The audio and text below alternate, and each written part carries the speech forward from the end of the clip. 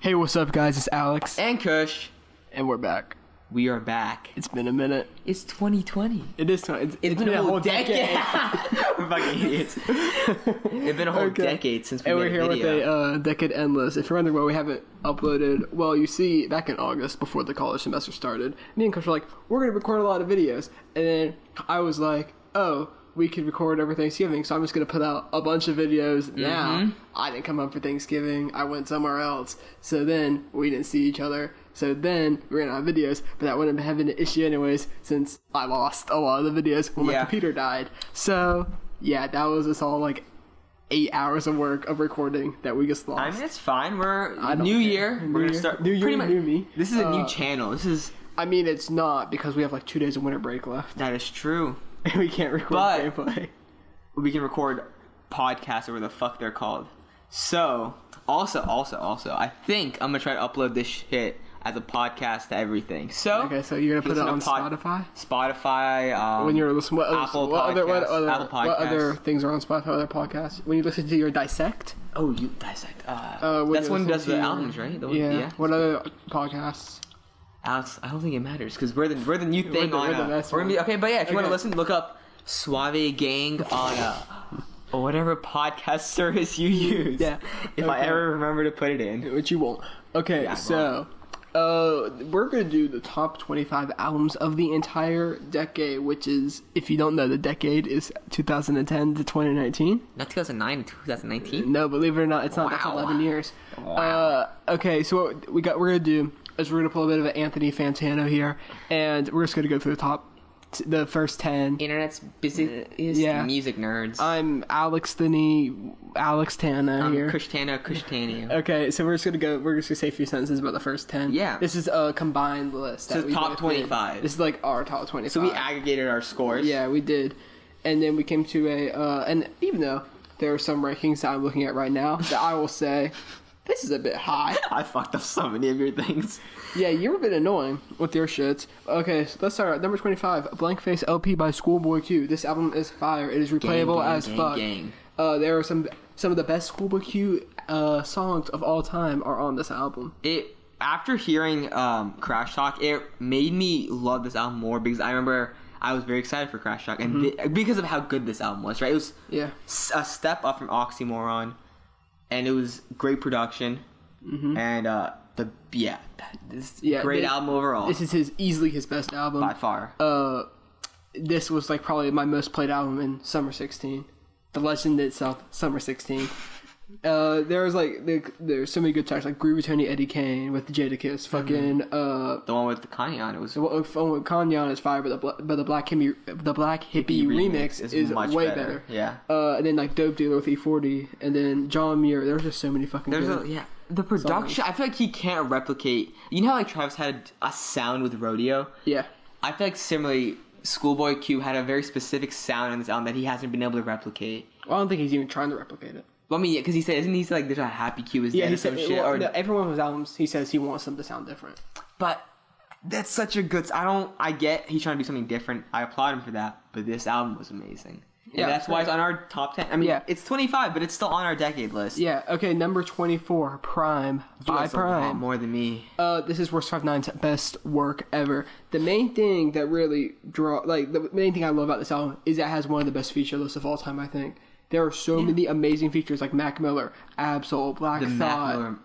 That's the first time I've listened to Mac Miller accidentally and liked it. Usually I'm like, why the fuck is some bitch whining on a song? Like, I'm not a Mac Miller fan, that big one at least right now, but I was surprised. I liked his feature a lot. I wasn't expecting it either. Sorry. I didn't mean to interrupt. And then like Schoolboy Q, Killer Mike, J Electronica, like just the feature list on here is great, and the beats are so good. All the DJ Premier beats are fucking amazing on this album, and Worst Rapping is as always fucking amazing. Yeah, and I've listened to Prime 2 before this, and I didn't like it. Prime 2 is. And so I heard this, I was like, oh, okay. I came in with a negative mindset, so I think maybe that's why I didn't like it as much, but I gave it a fair shot, and I thought it didn't make my top 25 list. It made yours. It's pretty high. But I guess they made our aggregate one, and I'm fine with that. Yeah. Okay, number 23, Rap Music by Killer Mike. This is technically the first run of Jill's album. What does rap stand for in this? Rhythm and poetry? No, it stands for... Racist ass, pussy ass. No, hold on. It stands for something though. Rape all preachers? No.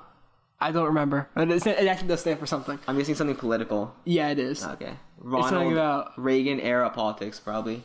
I mean, then there'd be 2 R's. But Also, it'd be R.E.P. Fuck, I'm an idiot. But this is like technically the first Run the Jewels album. This is the first time that Killer Mike and LP worked together. LP produced the entire project. It's a fucking amazing project. This is easily Killer Mike's best solo work that he's ever done in his career, and it's just so great. It has like it's like a different style of like Southern rap. Like it still like sounds Southern, and like you know that it's like Southern rap. But, like, LP puts, like, a twist on it and makes it sound really good and refreshing. The reason I think this is better than the Killer Mike on some of the Run the Jewels, I think the Killer Mike on this is better than he is on RTJ3, because on RTJ, the political stuff he says on that comes off as preachy to me. A lot of it does. But on this, it comes off as a lot more natural. And, I mean, I prefer it. And I listened to this right before we made the list, like, before we finalized the list. And I think it's fresh in my mind. So I enjoyed it. It didn't make my top 25. I think it was pretty close. Or I think it might have been my 25. I don't remember. For 22, guys. It's Lemonade by Beyonce. The one and only. Beyonce's never been an artist. I've specifically like been like, oh yeah, I have a hot take on her. This is really good. Like I've heard some of her shit and I was like, I mean, yeah, this is like pretty average pop shit. And then Kush was like, bro, you gotta listen to Lemonade. And I heard motherfuckers be like, hey, you gotta listen to Lemonade. I was on that shit early. And I was like, I fucking listened to it, and that shit's fire. Like that shit is. Daddy Lessons, best song on the album. I will fight you. It is so freedom, followed by freedom, followed by freedom. But Formation's fire. When she started fucking speaking country, it hit. Dude, what the fuck? It's such a different album, and I never understand. Take out this album. I never. If you remove this album, I will not. If someone told me Beyonce is one of the best artists, I would disagree with them. I just would say no. I mean, I didn't grow up when she was at her peak in the earlier 2000s, and I don't get all the hype around her. But this album was so good. It was. I mean, it was obviously her 444, right? Because but 444 was a response to it, yeah. But it's such a good album. Yeah, it's like really introspective, but it's fun. It's not boring. Yeah, it's not preachy. It sounds really good. Number 21. We got our first entry here from the GOAT himself. 21 is Section 80 by Kendrick Lamar. Kendrick Lamar is the best rapper of all time. Bite me. Bite me. Eminem! Revival! Recovery! Kush, why are you spoiling number 1? Oh shit! Okay. Did you add this down? Oh yeah, I did. It did. White boy!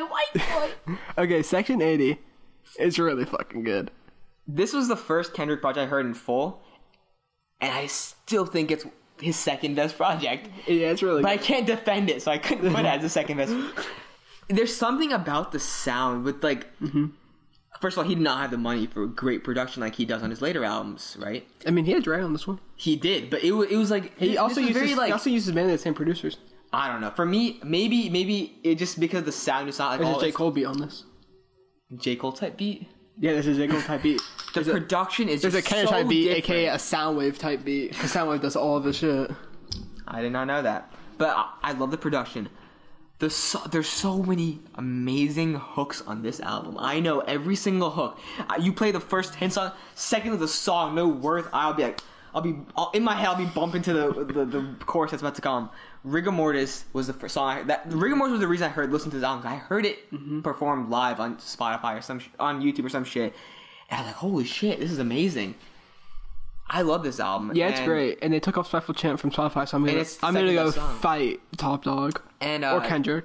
I like this album a lot more than you do, but you still like it. It's a great album. But there's something about it. I can't defend why it's the second best Kendrick album. I think it's better than Pimp a Butterfly, which everyone's gonna tell me I'm wrong. Not that I'm saying Pimp a Butterfly is bad. I just think it is better. I think it is better than Damn. I don't know why. I think just like the nostalgia around it. Even something like 4 years old for me. Yeah, it's a great album. It's just so good. It's my least favorite of his studio albums. So good. It's better than this mixtape stuff. Think about what that means, though. This man, in one decade, his worst album.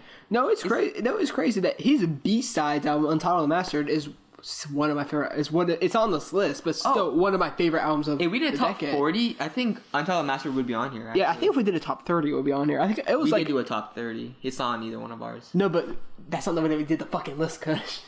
Okay. Oh, no. Okay, yeah. So, you want to give your top thoughts about it? So, 2020 is The Sun's Tirade by Isaiah Rashad.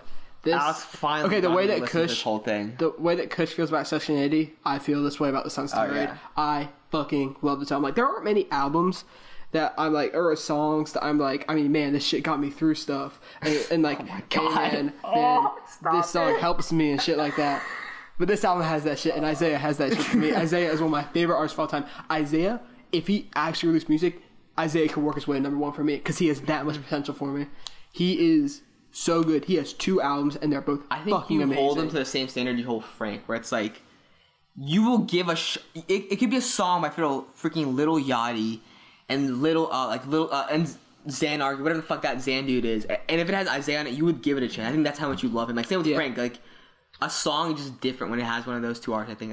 I have a mental breakdown about once a week when I'm like, it has been over 3 years since my man has dropped an album. It's been 6,344 days since Isaiah. Yeah, it has been like 2 months since the Cave episode was supposed to come out, and the Cave episode still hasn't fucking come out. I listened to this album literally a week ago, throughout, like, in like one sitting, and I really liked it. My favorite song was the one Titty something and Titty and Dollar. So fucking good. Yeah, that J-Rock versus the end's fire. God damn, that's such a good song. Yeah, that's by far the best song on the album, in my opinion. It's a great song, but like, this album has something like fucking For the Squad, replayable. Fucking Free Lunch is one of the most replayable songs. Free Lunch was the biggest song off the album, I think, because that's the only song I heard before. And then Rope/Rose Gold is amazing. AA is amazing. Mm-hmm. There are just so many fucking amazing songs on this album. Yeah, no, this album is definitely replayable. I think that's one of the reasons it's lower on the list for me, because I've heard it enough times like Alex has. And I think, if you do a album of the century, it'll probably be still probably be on here. Okay, number 19, Astroworld by Travis. No, Alex, we gotta give, for the top 15, we gotta give our altered, you have to give your altered names. I don't remember what I said when I told you off the top of your head. Okay, so Astroworld, second best Travis album. That's not, second best Travis album. One of the best albums of 2018. That's also true. I low-key think it's a bit underrated. I love to say that. Because this album got so many bops on it. It's like criminal to have this many bops on one album. It's too replayable. It's too goddamn replayable. It is really fucking good. And my god. Like, it's one of those albums that, like, there were like only like 4 or 5 songs that are like amazing, but like all the other songs are just like also consistently great. Yeah. I think because of its commercial success, people kind of overlook that. It's a and I think Damn falls into a similar category where it's become so, like, it got so big and it got so overplayed that it eventually became underrated because it got so overplayed. Well, I think it became popular to kind of be like, oh, it's too mainstream, so I like it now. Like, kind of, like, even it's Kendrick, right? It became so mainstream because of how good it did. That it was kind of like, yeah, we'll stop praising it, because then it's like not cool anymore to praise it because everyone knows about it. I think similar with Astro, like, that's why everyone loves Rodeo. I think Rodeo's a bit overhyped in that sense. It's still amazing. I think it's like a little bit overhyped because of how, like, it's not his biggest album and it gets a lot of, I don't know, attention. But, like, if you just, like, look at the shit, like, Sicko Mode is a great song. Even though it's like Dicko Mode. Like, it's Sicko Mode, it's like the biggest fucking song ever or whatever. But that's a great song. Oh, and it got fucking huge. Yeah. Fucking, like, Carousel, Skeletons. Carousel's so good. Yosemite. I think it's Yosemite's like pretty good. Oh, that beat is just but it has the Nav verse where Nav's like talking from all the way back here. Mom, tell Travis to put me in the album. And then fucking like Can't Say, that Don Toliver verse is fire. It's very good. Okay, number 18, Tetsu Jack Boys. And Youth by Lupe Fiasco. Also listened to this last week. Lupe is the most underrated rapper of all time. Oh my god. Lupe's in my top 10. He went from being on your top 10 to being completely off of it for a while because you hated him so much. You I got was pissed at him after Lasers and Druggist Wave. And then he came back. Food and Liquor 2. You like Druggist Wave. You told me to listen to it. Oh, no, Druggist Light. Druggist Wave is fire. No, it was not. It was okay. No, okay, I thought it was okay. Fire. That first song where he's singing in Spanish and he runs out Spanish words, so he goes, peso, peso, peso, peso, peso. That shit fire. Prisoners. Well, Prisoners 1 and 2 is one of my favorite songs of all time. Just like Birds 1 and 2, very good. 1 and 2s are always You've been introduced to so many 1 and 2s because of this list and me making you listen to albums. All 2 of them? Yeah, you got 2 1 and 2s. That's 4 songs right there. That's true. And this song, this album, I don't think there's anything. One of It's beautiful. This is my favorite Lupe album, and I think the thing that sets it apart is even though albums like Food and Liquor have like I love the production on the album so much, but I like the production on this more. Like this production, like it just like it feels like what the production for Food and Liquor would have been in a modern age, kind of, to me. Like it's less like orchestra, like that. Food and Liquor had a very like late registration feel, and I think this is like a development of that. For me, it's like, you know, when an artist is inspired by like a place or a thing, right, and they try to recreate that. I'm pretty sure it's inspired by Japan, because this shit sounded... This motherfucker on his damn Twitter and Instagram and shit is always like, hey bro, look at me in my black belt and my samurai sword. Yeah, so it was Japanese. Okay, I mean, yeah, this probably. was the best thing, and this is one of the best like influenced albums I've heard in a long time. Like, it was beautiful. Like, the beats were great, and he's always had good lyrics. I just think like he has a lot of sometimes he just starts talking almost. For me, that's my one critique. Is that sometimes it feels like he's talking. Because, like, I don't know. I guess it's poetry, technically. Free verse. I don't fucking know. It's a haiku. Okay. Number 17. This album title is fucking... His name is criminal. King Push, dash, Darkest Before the Dawn, : The Prelude by Pusha T. Oh, it's... The part of the name was by Pusha T, but never mind. I okay. Yeah, that sounds really good. Playable. Sounds really good. It has my favorite Metro Boomin beat, I would say, on it. Which one? The intro. Oh, yeah, you love the intro. So fucking different from anything he's ever done. Isn't it dark as fuck? Isn't it super dark? And those drums on that shit are so heavy, and I fuck with it heavy. Yeah.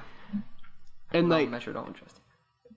This is probably my second favorite Pusha T album. I think I like Daytona more than this. You like this more than Daytona? Yeah, I do. But Daytona, I think it's just because Daytona doesn't have enough songs on it. This one has so many songs that are perfect for me. This album's 10 songs long. I know, but I'm saying Daytona has about 4 songs I think are perfect. This time has about like 8 or 9. I think every single song is good. There's some really good, like fucking MPA is fire, Untouchable is fire, Sunshine is fire. There's so many. Sunshine? Who's that singer on Sunshine? I think it might be Jill Scott. Dude, that shit's good. I was like, wait, who the... I don't know. This is such a good album. Next album. Number 16, Run the Jewels by Run the Jewels. Wow. This album, that's crazy. The worst Run the Jewels album is number fucking 16 of the decade for us. Yeah, we like Run the Jewels a lot because they're fucking amazing. They are fucking good.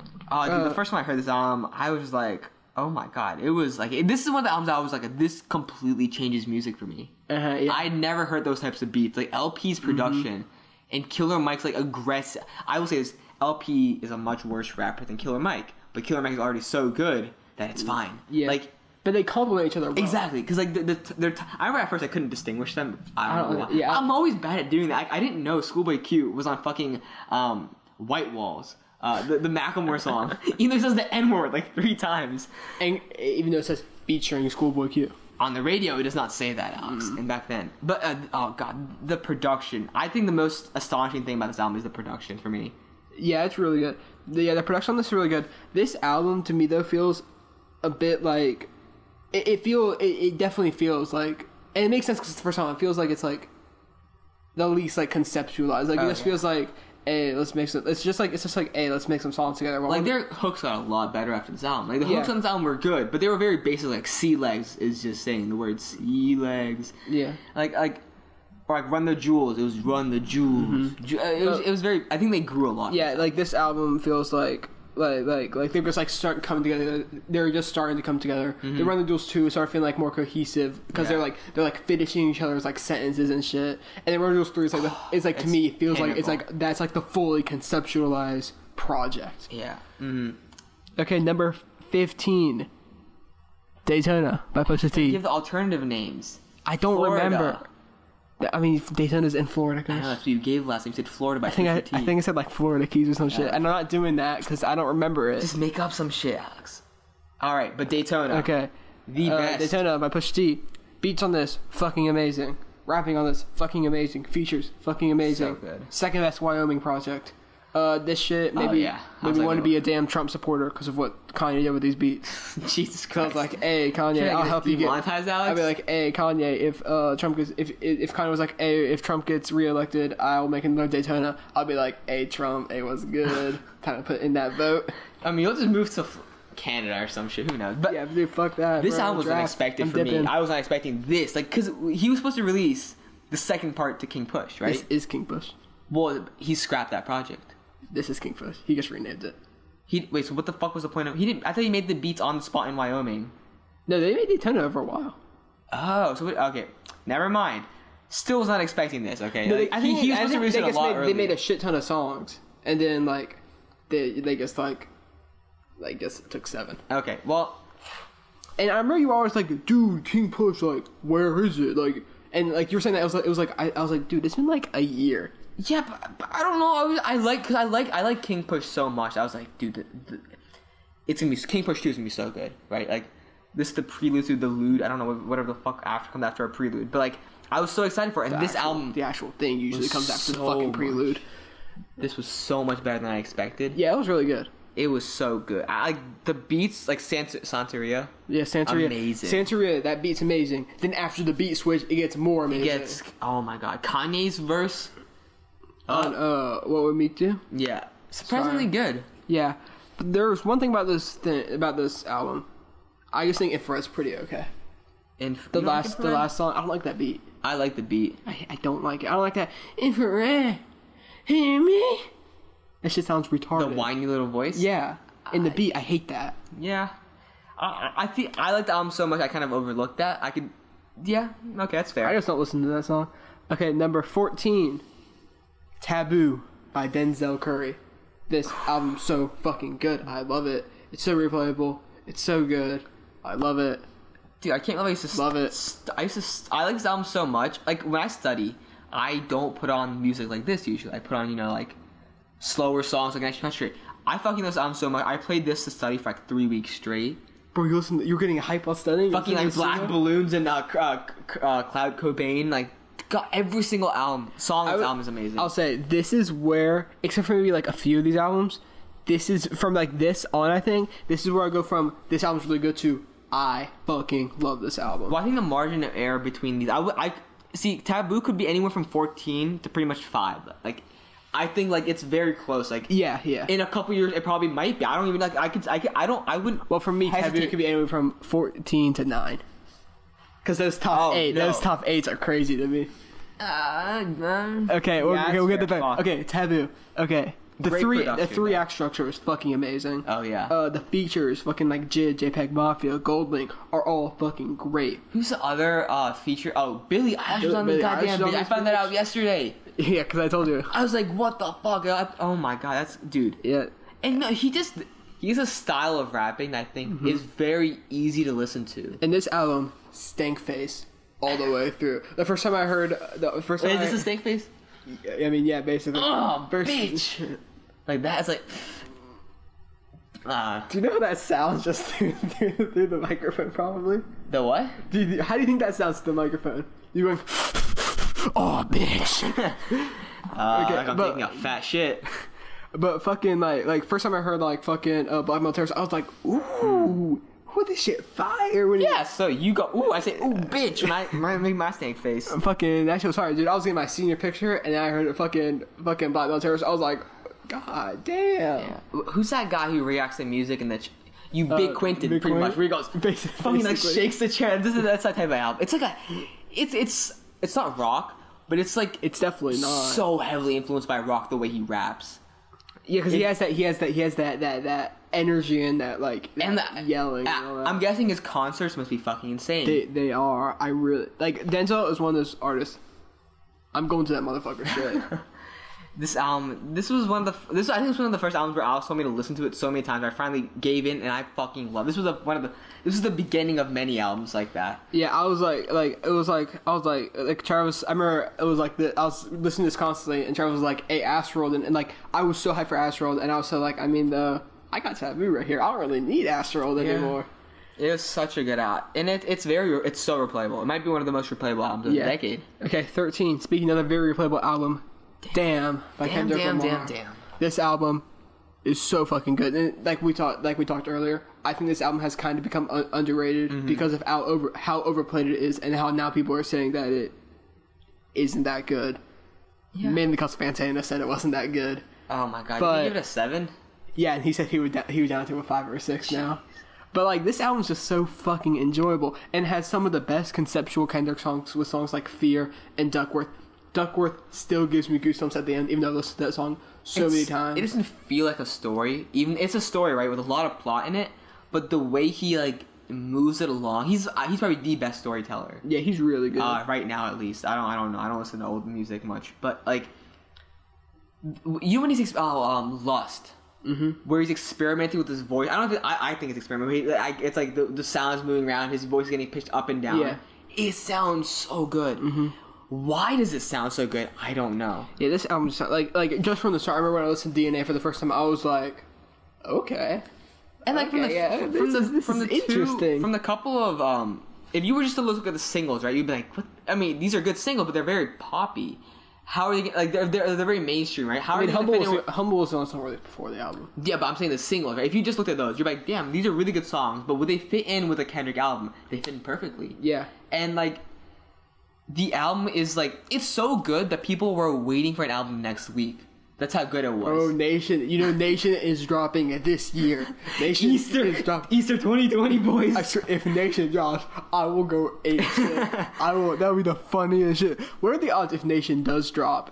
It would be because of that thing. And Kendrick's like, that's a good idea. Speaking of, we should do a top 10 artists of the decade. We should. Cool. I just thought of that. Want to do it right after this? We'll make a list. But we also got to do the top 10 albums of 2019. We will do that also. Okay, number 12. Another underrated album, I think, now. Rodeo by Travis Scott. This album is so good. Even I said it was overrated about 5 minutes ago. Very similar to Damn and Taboo. The album just sounds so fucking good. And it's like not just him. It's the production and him with the production is just never going to be replicated again. Yeah. And it's like a darker Travis, obviously, but it's like... Antidote, I know, is the most popular song. I think it's the best on the album. It's just so... I don't know why it's so good. 90210 is my favorite Travis song. I like... My second one is probably 7500. What's that one? 3500? 3500. That's my favorite one on the album. It's so long, though. God damn. I also fuck with Oh My This Side. Heavy. Apple Pie's fire. There's not a single bad song. See, every song after this, I don't think there's a single bad song on the album. I don't like Impossible. You don't like Impossible? Mm-mm. Why? I don't like that. I don't like that hook at all. It's so weird. Yeah, I don't like it. Oh, okay. I fuck with it. No, we're the best. And there's that weird echo after that. So you like piss on my grave or piss on your grave. Yeah, I like that. You don't like that. That song's funny, dude. See, even a song like that, it just fits in with the album because it's weird. Well, that song works. That song works for me because like. That was like post Yeezus, so that kind of made sense to me. And I think Travis actually works really well over that. Yeah. Like Travis' parts are better than Kanye's on that, but Kanye is just like way more entertaining on that because of he was so like that was like kind of like a black skinhead type song. Yeah, you know that. Oh yeah, you know that Piss on Grave was really supposed to be on Paul McCartney and Kanye's album. And Wolves. I did not know that. And 4 or 5 Seconds and All Day. I mean, La Pablo's number 1 on our list, so we'll be talking about it very shortly. Okay, number 11 is 444 by Jay-Z. Going back to the other albums. He got 22 votes, that's surprising. 22 points. Also going with the last couple albums, this album sounds so fucking good. The beats, the No ID's production on this, it might be the best produced album of the decade by one person. Mm-hmm. The reason I think I like it so much is just because I listened to Lemonade right before I listened to this album again for some reason. I was like, oh, it'd be cool. Like I knew it was I listened to it pretty late. I didn't listen to it right when it came out because it wasn't on fucking Spotify. Jay-Z's bitch ass. He doesn't focus the whole album on that, which I really like. He talks about very important political issues, like the story of OJ. Story of OJ is so good. It's such a good song, and I think Jay-Z might have one of the best voices in hip hop. Like his voice is just so fun to listen to. In one of the videos we lost, we were talking about who is the GOAT, and I said it's probably Jay-Z. If you look at all the factors that make the GOAT, I think Jay-Z fills all of that, and I think this album was really what cements it because this is like just such an introspective, amazing fucking album. And late in his career, obviously, right? Like he's the most successful rapper money wise. He still decided to drop an album, and it was this good. I was impressed by that, especially after Magna Carta. Oh my god! And Take the Throne was not that good. Watch the Throne. I like Watch the Throne. It's got ups and downs in the album. It's got No Church in the Wild. It also has some really whack songs on it. And it has the beat on Ham. That beat's good. The Otis. rapping isn't that good. Otis is fire. Okay, number 10. We're in our top 10 now, boys. Blonde by Frank Ocean. This album sounds really good. I don't know if you noticed it, but these albums, this is like the section where the albums just sound really good. I discovered this album too late. Like, I've been trying to listen to it. It just hasn't clicked with me, right? Like, I listened to other... It's not a Frank Ocean problem. Like, Channel Orange, or I like to call it Chanel Orange, it clicked with me the first time. This album it didn't click with me. This was like the Igor thing. Like, Igor didn't click for me. I call it Igor. Shut the fuck up. Igor. Fine. I listened to it a couple times. I was like, it's an okay album. I had to listen to it in the right mood, and it's just such a vibe, and it's so good. Yeah, Igor's great. This is just way, Igor, way better. I had to listen to it on a fucking plane to enjoy it. This album, the experimentation works for me for the most part a lot. Yeah. The sing is amazing. The songwriting is amazing. Everything's amazing. The goddamn skits are good. The skits are pretty solid. Fucking Facebook story is hilarious. Fucking I don't like the sound as much as I like Channel Orange, but this album has my favorite Frank songs on it. Mm-hmm. But this album does have a few songs where the experimentation doesn't really work for me, and I guess they're pretty good songs. Like, there's not one song on this album that I dislike, but there are a good amount of songs I'm like, I mean, yeah, it's pretty good. Where he does something that's like, this keeps me from liking the song. It's kind of like a Yeezus thing where it's like you might not like some of the experimentation, but it's not as wild. Okay, number 9, Channel Orange by Frank Ocean. This album I just think is more consistent and a better overall album. It's a safer album, I think. Yeah, well, it's his first. It's more traditional. Yeah. I think Pyramids is my favorite song, which you don't like Pyramids as much. I fucking love Pyramids. I just think it's not that replayable. I think it's very replayable. Too long. Yeah. But yeah, it's really good. Fucking this man technically got an Outkast feature because Big Boy did a Pink Matter remix that is on his SoundCloud. So if you go on SoundCloud or if you use local files on Spotify, you can have a Frank Ocean and Outkast song on your shit, and that's fire. Fucking the hooks, especially on this album. No, the hooks are better. Are way better. So good. Are way better, yeah. Even like the song structures are very like it's a lot more traditional. And it's like that's why it was so much easier for me to listen to it for the first time, right? Like I heard it and I was like, oh, this is a really good album. But then I tried listening to Blonde, I'm like, why the fuck does he sound like a little bitch on this first song? Dude, I fucking love Nikes. But he sounds like a little bitch the first couple times. Where did you first listen to this album? When? Yeah, like where? 4 years ago? Oh, in my room. I listened to it in the most proper setting that you can listen to a Frank Ocean album.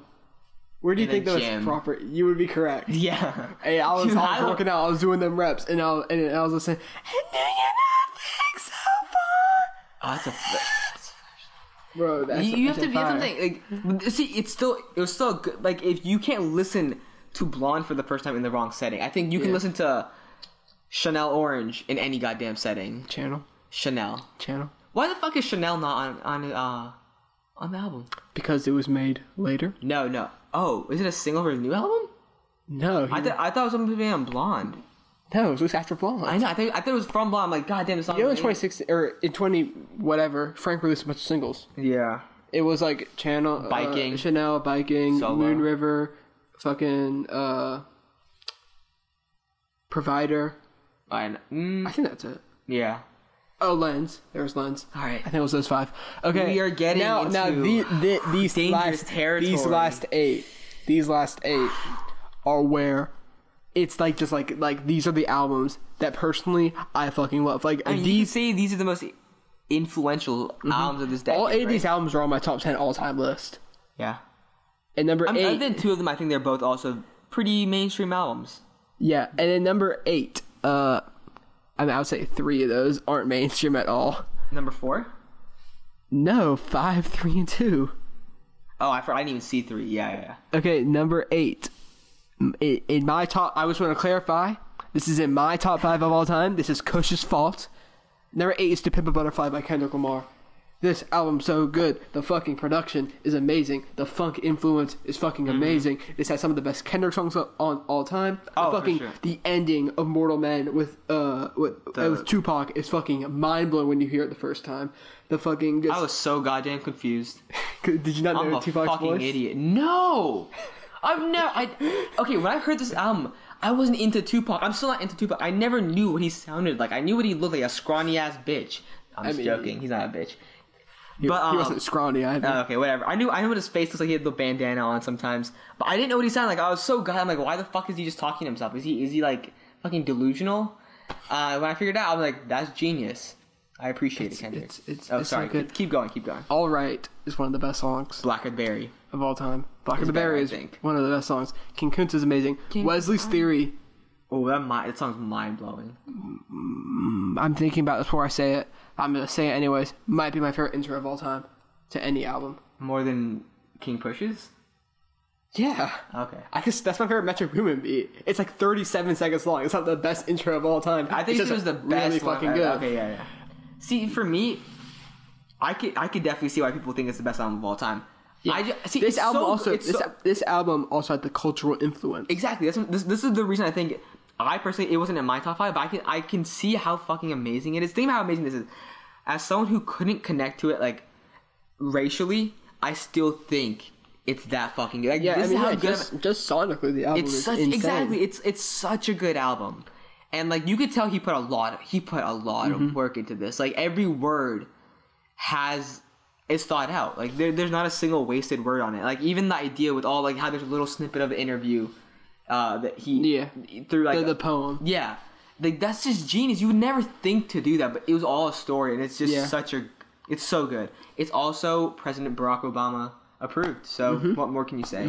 And so is songs that have been made by Lizzo and Pure Water and Suge. I actually the idea of Obama being too Suge. He's like, Sasha Malia, you can't commit any crime, but this song. Number 7. Once again, this is Kush's fault. This is my third favorite album of all time. Good Kid, Mad City by Kendrick Lamar. Oh, I think you're saying it's too high. I'm like, what the fuck? It's my third favorite album. I actually haven't. Kush is a bitch. This might be higher, but I just haven't listened to it in a long time, actually. This album is so fucking good. It has probably one of the most well-known songs of all time. Yeah, with Mad City? Yeah. Yeah, this album, I remember I was listening to Twin Butterfly, and I was like, I think it might have done it this time. I think I might like Twin Butterfly more. And I listened to Good Kid, Mad City, I was like, nope. There is a Twin Butterfly's my fourth favorite album. Good Kid, Mad City's a third. There's a substantial gap in between there. Yeah. Between my all the other ones and my top 3. Like, this album's just so good. Sing About Me Dying of Thirst might be the best storytelling track of all time. Mad City might be in my top 3 favorite tracks of all time. Fucking Money Trees also might be in that top 3. Poetic Justice is the second worst song on the album, but it's still really fucking good. It so much. This album, I listened to the 12 song version. I think oh, the deluxe is so fucking good. Oh my god, what? The deluxe version is so good. Yeah, but I just don't like listening to the Dre verses. But there's only one song with Dre on it, and that's Recipe. 2. But that's the Recipe and Compton's on the normal album. Oh shit, I didn't realize that. Fucking I just listen to the 12 song version because it's more concise and it tells a better story. But I think I would say it's 9 out of those 12 songs are 10s to me. Yeah. And a lot of those are high 10s because there are different levels of 10s. Oh, for sure. And most of those are high ass 10s. But this album is just so fucking good. I agree. Whereas Pimp a Butterfly is the story of America, right? And racially, this is his this album is his story, and it feels so personal. Yeah. But at the same time, it doesn't feel because a lot of personal stories albums can get boring, but this doesn't get boring for a single second. There's so right when it gets a little slow, you get fucking banger right in between. You get fucking Drake talking about bitches and sundresses. It's so good. And the way that I'm talking about Poetic Justice, by the way. Yeah, I know. And the way that the story is the actual story of the album itself, and that's through the kind of voicemail sounding things at the end of every song is really fucking good. Okay, and then number 6 we have Kids See Ghosts by Kids See Ghosts, the best of the Wyoming projects, the best Kanye album since 2010. Oh, I could say, the best Kanye collab album. When the fuck did this one come out? 2010. Huh? Didn't know that. The best Kanye collab album, the best Kid Cudi album, the best Wyoming album again. The fuck? Speeding Bulls is so much better than this bullshit. Oh yeah, you're right. Speeding Bulls is number 1. Goddamn, bro. Of the worst. It actually is. It actually is. Spoiler alert. That album's a 0. But Kids See Ghosts is so fucking good. Dude, it's so... It shouldn't fucking work. I don't get why it's so good. It's like, it works because Kanye he seems so much more focused on this album than anything else he's done in the past since 2010. He was focused on Jesus is Lord. He was not. That album is... That's the only Kanye album I like it don't so like. much more than you. It's the only Kanye album I don't like. Oh, damn. Okay, we're going to talk about Jesus King for a second. Here's my main problem with Jesus King. I'll probably edit this out.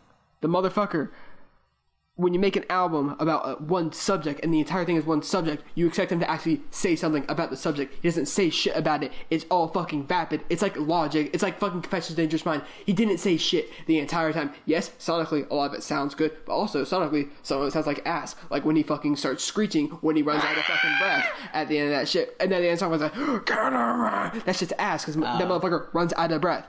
But fucking that album pisses me the fuck off. Alright, but this album... Beautiful sonically, great beats. Mm-hmm. Kid Cudi, I think might be a little bit better than Kanye. I feel like you disagree with this, but I mean, I both really good. I think that Kanye, I wasn't expecting as much. Why were you not expecting? He was good in all his features on all the Wyoming albums. Yeah, no, I was like, and his album was good too. I expect like Cudi. He just gave me what I expected. Oh, okay. See, but Kanye, even though sonically Kanye's album has been great. Rapping wise, Kanye hasn't been that good. Cudi brought up like. See, that's what I noticed also. Like on his own album, his rapping was hit or miss. Mm-hmm. But whenever he did like when he was on Push's album, great rapping. Yeah. When he was on when he was singing on the other dude who did Nas's album. Yeah. Beautiful. I feel like there are a good amount of rappers who are like that. Like Eminem's another example. No, like Eminem when he's solo now is, I mean, like at times it's fucking terrible. At times it's really good. But like consistently when he's on the track with another rapper, who, especially someone like a Royce or a Joyner who can like rap like with him, he steps it up a lot and it makes for a better song. Oh yeah, for sure. Okay, that number 5, Run the Jewels 3 by Run the Jewels. This was the best Christmas present I could ever got. We were both so fucking confused. I woke up and I was like, Run the Jewels 3 came out. Okay, I'm gonna go open my presents, play my new damn video games, and listen to this fucking album. This album is so fucking good. The thing I love about this album is exactly what you said. There's 2 different ways to listen to it. You put it on in the background, bumps. You sit down and listen to it, great meanings. Like, yeah. Killer Mike is amazing. I think LP is very underrated. Mm-hmm. I think LP really stepped up his rapping on this album. Exactly. That's what I'm like. On Run the Jewels 1, I think he was lagging behind. Run the Jewels 2, I think they're both equal. And LP in this one, no, I think he's better. But I think Killer Mike comes off a bit preachy in some of the parts. That's why I think LP's better. But goddamn, this album was so good. Mm-hmm. Oh my god. And one thing I do like about Run the Jewels, I was thinking when I was re-listening to all 3 of their albums, one thing that I like is like, most rapping songs, especially ones that are political oriented, you only get the African American perspective. But the thing about Run the Jewels is you have an African American perspective and a white perspective. Yeah.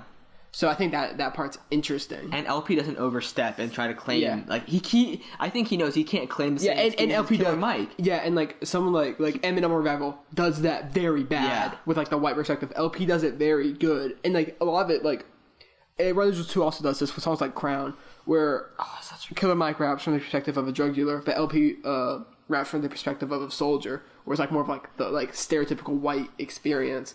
Or on early also from Run the Jewels 2, Killer Mike is like the black guy who's like family or his like wife or some shit got shot by a cop, or he got shot by a cop, I don't remember. And then LP's the white guy who's like, I mean, I saw it, but who gives a fuck? I don't want to say it's more authentic than other people, but it comes off that way. Maybe just because they don't overstep. Like, and they have their chemistry is so good. God damn, dude! It's like fucking autocorrect. They're like filling each other's sentence. I don't know. And I mean, we saw them live, and like that friendship looks really genuine. It's real. Like, dude, they're like genuinely happy. Yeah. To make music, and that comes across as much like same with Kids See Ghosts. They guarantee they love making music together, Kanye and him, and it comes like being genuine comes across, and being happy when you're making music definitely shows. And this album has that.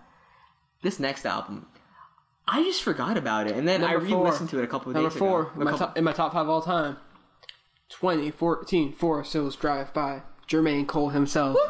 Best J. Cole album. I fucking saw him. This album. This is, I think, I feel.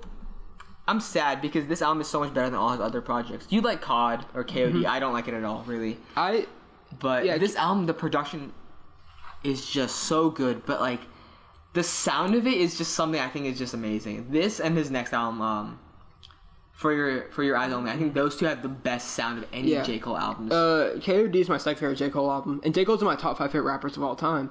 But second favorite? Yeah, it's my top second 5. least favorite. Oh, COD.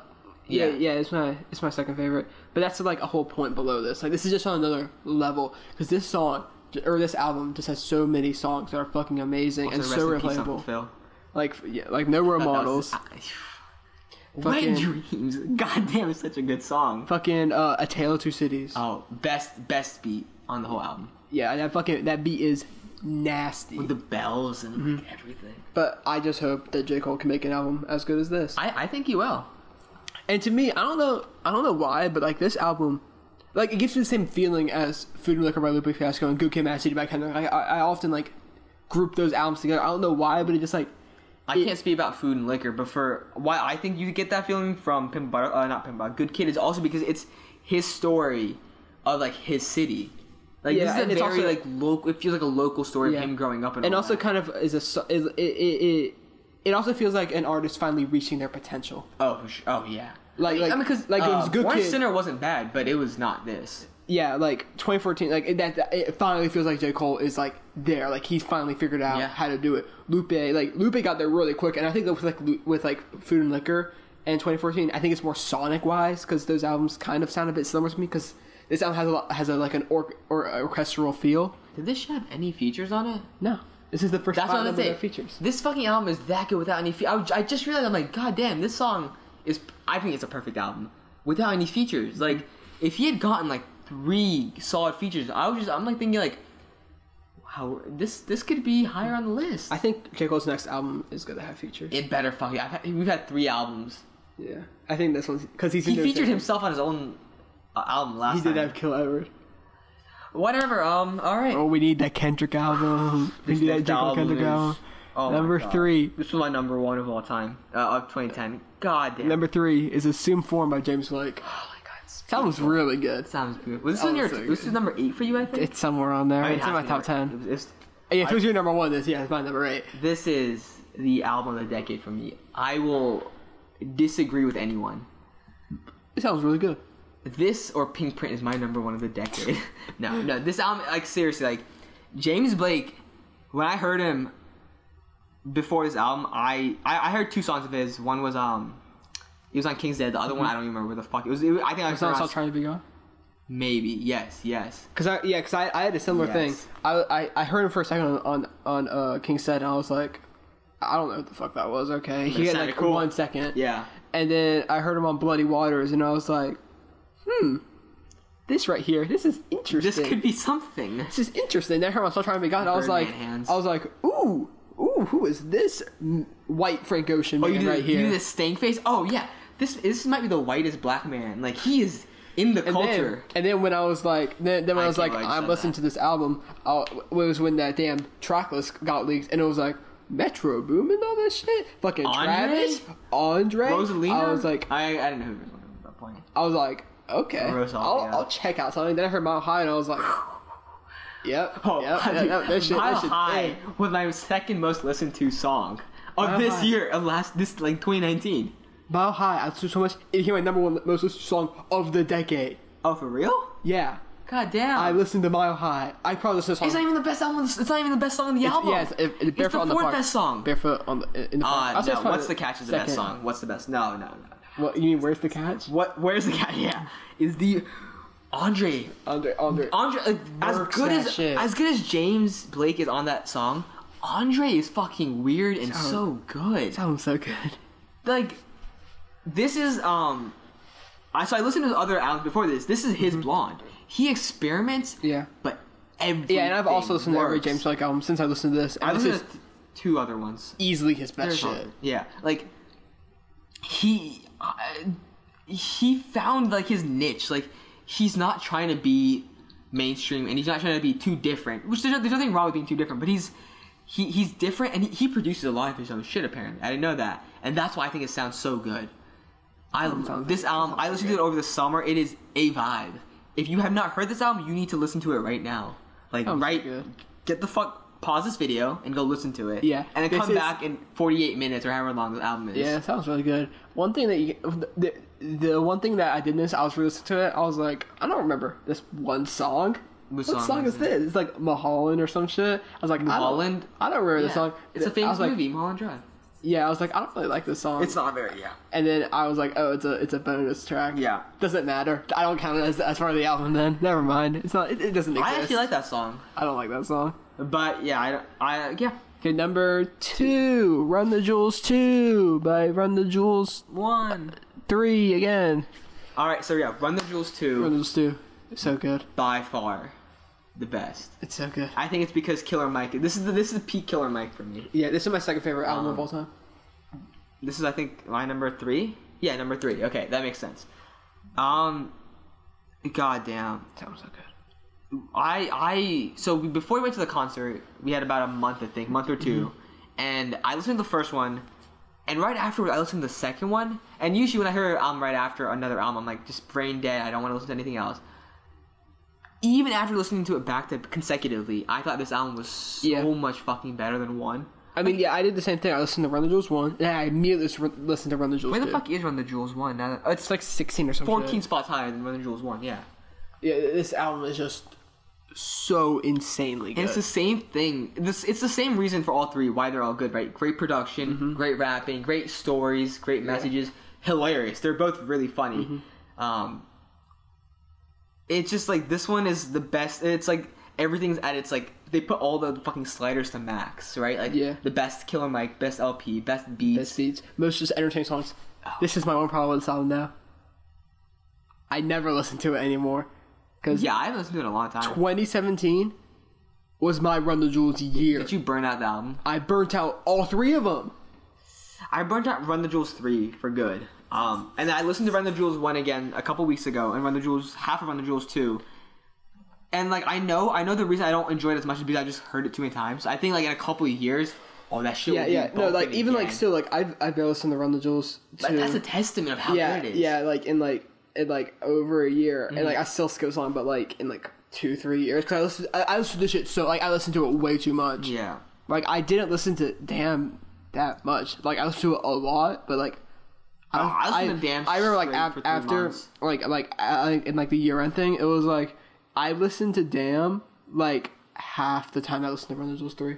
Oh, okay. And that's alone. I probably listened to Run the Jewels 2 about as much as I listened to Run the Jewels 3. Run the Jewels 2 was my most listened to album of the decade. Are you serious? Yeah. What was mine? I don't remember. No, it was a song from Run the Jewels 2. I think it was the most listened to song, maybe. Well, mine was Mile High of the decade. Damn. It was number 3 for me. Fucking... But this album's just so good. Listen to it if you haven't listened to it. And now for the number 1 album of the... Oh, first off, remember the Run the Jewels concert? Yes. When they was talking, and they were like, hey... You guys, I bet you guys are gonna fuck with this next song. It's really low key, it's chill. And then Oh My Darling came on, Don't Cry, and my face, I was like, this is the greatest this ever happened to a human. It was so amazing. Oh, also another amazing concert experience when Kendrick came out playing DNA. What about when he dunked on someone? Best, huh? Didn't you say Schoolboy or someone, J-Rock tried? Oh, I forgot about that shit. Fucking J-Rock came sprinting out and he fucking dunked and he started rapping, and that shit was fire. But now, number 1. Also Schoolboy Q came pulling up on a golf cart smoking weed. Huh. Fire. Damn, we're gonna hit the 1 hour mark. Oh my. And then SZA was like, hey bro, I fucked up my voice, I can't perform. And then Isaiah replaced her and I was like, You're weird. Alright, number 1. And then Kush was like, I don't want to go, I don't like Lance Skywalker or Sir or fucking Absol. And they all did one song each. Yeah. So you got fucking fucked. It's I don't really give While me, shit. Sean Satanic all got hype as fuck and went to the best concert of all time. I still don't really care. Number 1.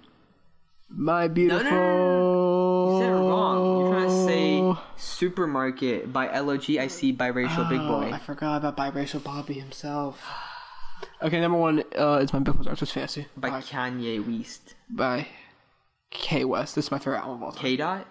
Yeah, by K Dot. Okay. I'm gonna say something blasphemous probably for you. I think it's a bit overrated. I don't. By saying that, I just don't think it's the greatest album of the decade. I think there's 2 better albums of the decade.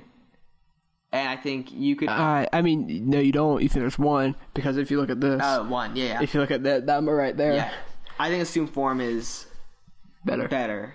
But this album is so good. The way that he uses fucking features on this album, the way that the beats on this album, it's all... Well, the only critique of this album could be so good. Right? The only is that it's not a Kanye album, it's like a feature album. But, like, it's not. So, you think I mean, it's not. There's definitely more Kanye than there is features. But, yeah. It's... See, like, okay. If you were just listening to it, right, and you were, like, strictly just there for music, just music, right, you'd be like, what the fuck is, like, the last song where it's just fucking... Who the fuck is that comedian? That's not the last song. Or second to last song. It's near the end. Yeah. Chris Rock, what the fuck is he talking about with that girl? Or, like, there's just some parts that are weird. But if you go in understanding it's Kanye and it's gonna be an experience, this album will blow your fucking ballsack off. Because it's so fucking good. There's not a single thing that's... This is not one of those albums where it's like I have memories tied to a lot of these songs. Power was the song that got me into rap. Yeah, you know what's weird? Power and Stronger, probably one of the 2 most famous Kanye songs. Mm-hmm. So, like, until a couple years ago, those were probably the most famous Kanye songs. But I never thought to listen to the album Power came from. And it fits in so well with the album. Like, the whole vibe of that song is it just fits in. Like, everything ties together in this album very well. The final song, Lost in the World, might be my favorite song of all time. That song is so good because it just starts off with like the weird Bon Iver sample that Kanye's also interpolating. What the fuck is that? Yeah, that's a human voice, Kush. Oh, and it's just silent. Yeah. And then eventually the beat kicks in, and then the end is just insane. We're just like he adds more layers, he just takes out a bunch of layers, and he just adds in so much shit, and it works. And the outro to Runaway is, or even the intro, it's like the fucking amazing. But like the outro. To me, this is what it's kind of like to me. The outro to Runaway is basically like you fill in the blank of your own lyrics, like whatever you're thinking, because the way that Kanye sounds and how emotional it sounds, no matter what you're thinking, it can basically be applied.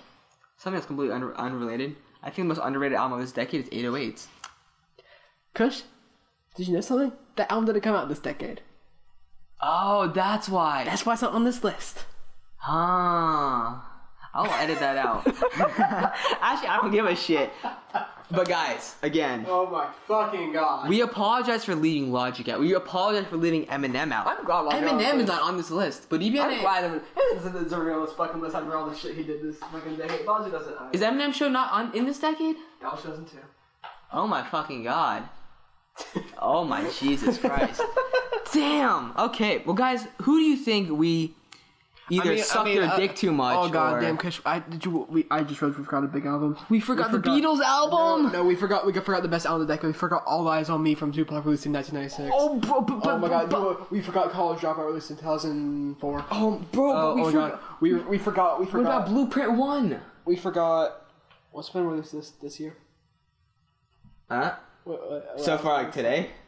Yeah, like 2020, but also I don't fucking know. The Xanarchy, dude, we forgot little. Oh, we forgot Xanarchy. We forgot to review the Justin Bieber song that came out this decade. Oh, Yummy. It's so weird. We forgot to review Yummy. It came out. It should be on this list. It's one song. It should be on this entire list. But guys, no, seriously, like, this is a long ass video. But tell us, did we forget someone?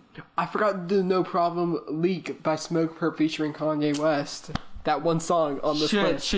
Should all 3 of Chance's albums fucking be on here? Oh, the answer is no. The Big Day. No. I forgot. But we still love his wife. Don't worry. Yep. Hot damn. Whatever. I'm done with Chance. I never liked him that much. No, I know a Chance because I did a fucking project on him. Oh, that's weird. But okay. Well, it was about criticism more than Chance himself. Yeah. This came out this decade. Another very underrated album of this decade is the second A$AP Rocky album.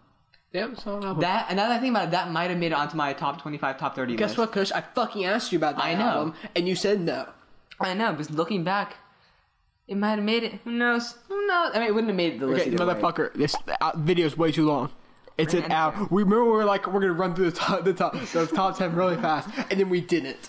2 to 3 sentences. It's like when it says write 2 to 3 sentences about yourself and you write a goddamn essay. I don't do that. I usually do the other way around, but it's fine. So guys, like, comment, subscribe, listen to our podcast, Suave Gang, on YouTube, Spotify, anywhere you listen to your podcasts. Bye-bye. Bye. If we get 1 million views, Alex will dunk himself naked in Gatorade. Facts.